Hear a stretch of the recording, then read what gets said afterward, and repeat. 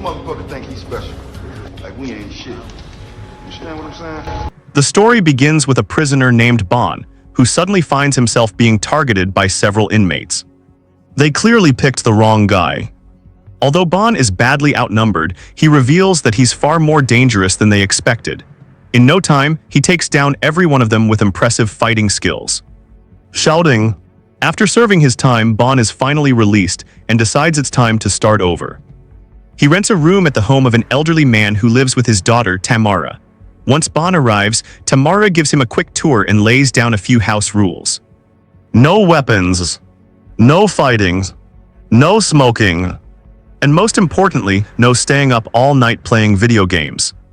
Basically, Bon has just moved into a house where the rulebook is almost longer than his prison sentence. For now, let's leave Bon behind and take a look at what's happening in the underground fighting scene. A fight manager named Pinball finds himself in a very bad situation after making a bet against a powerful gangster named James and his undefeated fighter Hammerman. Hammerman has built a reputation for destroying anyone who dares to challenge him. And unfortunately for Pinball, this time is no different. After Hammerman wins the fight, Pinball is forced to hand over the money he wagered. But the real problem isn't losing the bet. It's James. The gangster quickly shows that he's not just good at intimidating people. He has serious influence over the entire underground fighting scene. In this world, fight managers aren't just people standing beside the ring with a clipboard. They play a major role behind the scenes. They arrange the fights, find suitable opponents, handle the betting, and take on the financial risk when things go wrong. And when the wrong fighter loses, the manager can end up paying a very expensive price.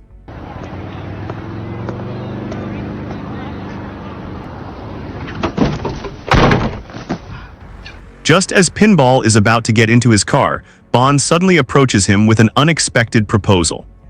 He wants Pinball to become his manager, and he has one condition. He wants a shot at Hammerman. Pinball initially refuses. Taking an unknown fighter into a serious underground match is a huge gamble. But after Bon puts some money on the table, Pinball changes his mind and agrees to take him to the fighting arena. Before entering the venue, they run into James, who happens to be there with his girlfriend, Angel. Bon keeps glancing in Angel's direction, which immediately catches James's attention. Feeling jealous and irritated, James kisses Angel right in front of Bon, making it very clear who he thinks she belongs to.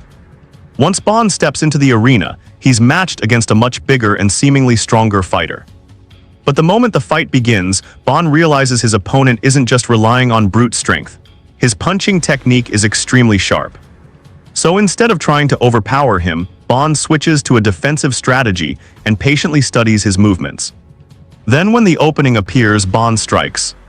A few powerful kicks are all it takes to send his opponent crashing down. Pinball immediately realizes that Bon isn't just another random fighter. There's serious potential here. From that moment on, he decides to fully commit to managing Bon and promises to help him climb the underground fighting scene, until he finally gets his chance to face Hammerman. On the way home, Bon asks Pinball about Angel. Pinball explains that Angel once had a husband and a child, but after James set up her husband, her life completely changed. Now she's trapped under James's control, surrounded by drugs and a dangerous world she can't easily escape. Meanwhile, James shows just how ruthless he can be. He visits a business associate who has failed to pay his debt for illegal goods. Instead of giving the man another warning, James brutally kills him right in front of his own wife. Music. The following morning, Bon is playing chess with the elderly owner of the house when Pinball arrives to pick him up for another fight. When they reach the venue, Bon briefly stops to watch two female fighters going at it in a surprisingly intense match. Once their fight ends, it's finally Bon's turn. His opponent is one of the toughest fighters in the arena, a frightening-looking man with a golden set of teeth and a reputation to match. Nobody seems to know much about Bon's past, but one thing quickly becomes obvious. He can read his opponents incredibly well. Bon carefully studies every movement, waiting for the perfect moment to strike. Holy shit, technique! What technique? You ever see some shit like that? Not willing to simply walk away from his lost bet, the opposing manager decided to play dirty. He pressured Pinball into raising the stakes and even sent two fighters into the ring at once to take down Bon. But things only got more ridiculous from there. The other manager simply refused to accept defeat and actually stuffed the betting money into his own pants, apparently thinking that would somehow solve the problem. Bon wasn't interested in arguing. He simply took down everyone who stood in his way, then recovered his money from the man's birdcage. After that impressive victory, Bon started getting more attention and was soon fighting in much bigger and more crowded arenas. But despite becoming a rising star, he never stopped training on his own every morning. Later that night, Bon returned home and accidentally caught Tamara still awake. She noticed his injuries and decided to treat them while telling him about an adopted child who had been living in the house for years. Nobody seemed to know who the child's real parents were or where they had gone. The following day, James once again showed just how ruthless he could be. He chased down a woman with his car, eventually killing her. The exact reason behind the attack remained unclear, but one thing was becoming obvious. James wasn't just powerful, he was dangerous. Meanwhile, the long-awaited showdown was finally approaching. Hammerman was preparing for his fight with Bon by taking drugs and injecting steroids, turning his already massive body into an even more intimidating weapon. But there was one thing Hammerman clearly didn't understand. His opponent was Bon, the fighter who had yet to suffer a single defeat. When the fight finally began, Bon completely dominated the match. Hammerman couldn't even land a clean hit, and Bon eventually secured a decisive victory. Pinball was ready to collect his winnings from James, but he was understandably nervous. After all, losing money to Bon meant embarrassing the most powerful man in the room. Surprisingly, James didn't get angry. Instead, he invited Bon and Pinball back to his house to celebrate. But Bon's victory meant much more than simply winning another fight. By defeating James's strongest fighter, Bon had damaged one of the mafia boss's biggest sources of income, and even worse, his reputation. Once they arrived at James's mansion, James made Bon an offer he couldn't easily ignore.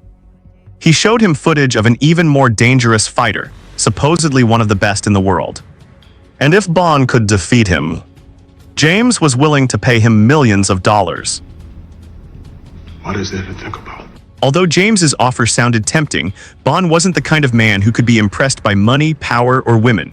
He had always lived a quiet, low-profile life, so the promise of millions meant very little to him.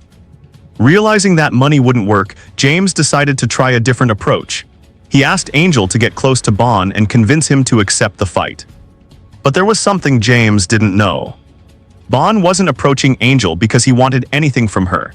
He was there to fulfill a promise he had made to her late husband, David, who had been his close friend during their time in prison. Years earlier, James had paid another prisoner to kill David simply because he wanted Angel for himself. And now, Bon had returned to this city for one reason. He wanted to free Angel from James's control. Suddenly, everything started to make sense. Bon had never cared about the money, the fame, or becoming the greatest fighter in the world. Every fight he entered, every step he took toward Pinball, and even his decision to challenge Hammerman were all part of a much bigger plan. He was slowly working his way toward the one man responsible for destroying his friend's family, James. Bon then told James that he would take Angel away for a while so he could think about the offer. But James had no idea what Bon was really planning. Instead of taking Angel back to James, Bon secretly brought her to a rehabilitation center. He promised that once she recovered, he would help reunite her with her child. Meanwhile, James was still completely unaware of what had happened. The next day, he met with a much more powerful crime boss named Franklin, the leader of a major mafia organization preparing to hold an international fighting tournament. Getting a fighter into the tournament wasn't cheap. The registration fee alone cost millions of dollars. But James believed Bon had enormous potential, so he had no problem paying the entire fee up front. Back at the house, Bon suddenly received devastating news. The old man who had given him a place to stay had been killed by a group of thugs. Bon immediately rushed back to check on Tamara and tried his best to comfort her after the tragedy. While Bon was taking care of Tamara, Hammerman showed up at a bar and confronted Pinball, demanding to know where Bon was. Pinball ended up getting beaten badly. Fortunately, Bon arrived just in time. He stepped in and quickly took Hammerman down, once again proving that the former champion wasn't someone to mess with. Unable to find Bon's location directly, James eventually received information that Angel had been seen at a rehabilitation center. Without wasting any time, he sent his men straight there. But what happened next? Don't move.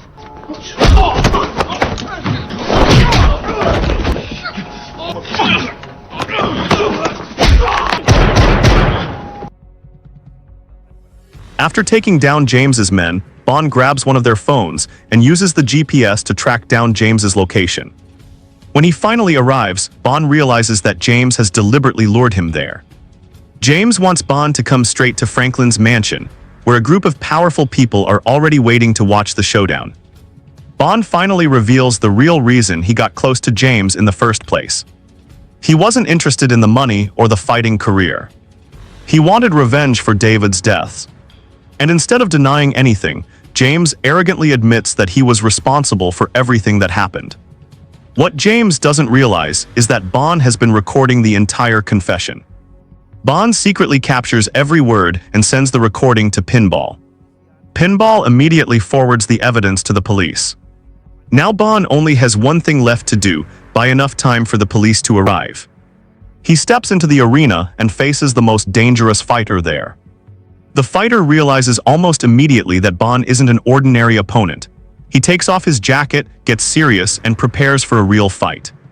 The battle becomes intense, but just as Bond manages to trap his opponent's leg, something unexpected happens. Bond suddenly tells the referee that he gives up. The fight is over. James is furious. Bond has completely ruined his plans, and James finally decides to handle the problem himself. Franklin, who has been watching everything from the sidelines, orders one of his men to hand Bond a sword. James probably thinks that giving Bond a weapon won't change the outcome. He couldn't be more wrong. Even with nothing but a sword in his hands, Bond proves why he's been able to survive every fight so far. He manages to overpower James and seriously injures him, leaving him unable to continue. And just as things reach their breaking point, the police finally storm the building. Bond doesn't stick around to explain himself. He immediately disappears from the scene. A few days later, Angel finally recovers from her addiction and visits the house where Bond has been staying. And then comes the final piece of the puzzle. One of the children Tamara has been raising turns out to be Angel's biological child. Bond's promise to David has finally been fulfilled. Angel has been reunited with her child, and the mission that brought Bond to the city is finally complete. With nothing left to accomplish, Bond says goodbye to Angel and the others. Pinball tries to convince him to return to the fighting world, but Bond refuses. He's already found his next purpose. Instead of fighting inside a ring, Bond decides to take on criminals terrorizing the streets. And the final scene delivers a fitting ending. James ends up behind bars, the very same prison where Bond once spent his time. It's a perfect example of what goes around comes around. The man who once used prisoners to carry out his dirty work now has to face the same kind of people he once controlled. This time, there's nobody left to protect him. What I find interesting about this movie is that Bond isn't really fighting for money or fame.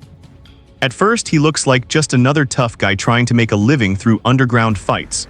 But as the story unfolds, we realize that every fight is actually part of a much bigger plan.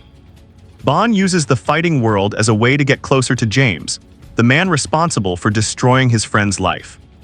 And honestly, James seems to have everything: money, power, connections, and enough muscle to fill an entire army. But unfortunately for him, none of that can protect him forever. The movie also shows us how power without morality can become extremely dangerous. James uses fear and influence to control everyone around him, while Bond uses his strength to protect people who have been pushed around by others. That said, Bond isn't exactly a perfect hero either. He solves most of his problems with his fists, and sometimes the amount of violence is almost ridiculous.